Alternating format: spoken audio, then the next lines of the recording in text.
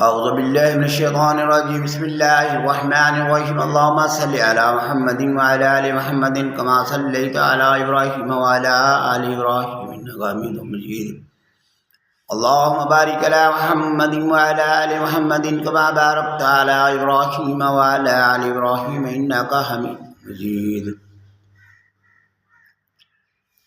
وَهَذَا صِرَاطُ رَبِّكَ مُسْتَقِيمًا قَدْ فَصَّلْنَا الْآيَاتِ لِقَوْمٍ يَذَّكَّرُونَ آمَنْتُ بِاللَّهِ صَدَقَ اللَّهُ الْعَلِيُّ الْعَظِيمُ نَحْنُ عَلَى ذَلِكَ لَمِنَ الشَّاهِدِينَ وَالشَّاكِرِينَ وَالْحَمْدُ لِلَّهِ رَبِّ الْعَالَمِينَ۔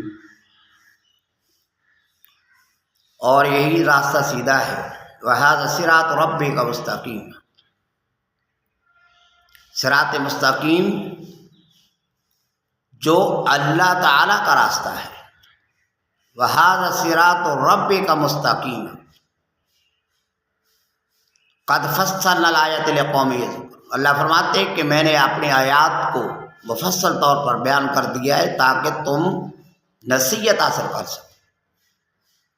ہم قرآن مجید میں پڑھتے ہیں کہ یا اللہ سیدھا راستہ دکھا، تو وَهَذَا صِرَاطِ مُسْتَقِيمًا فَاتَّبِعُوهُ۔ نبی فرماتے کہ میرا راستہ صحیح ہے جس پر میں کام کروں۔ تو اللہ جل شانہ ہمیں نیک راستے پر، ہدایت پر ہمارا خاتمہ نصیب فرمائے۔ آمنت باللہ۔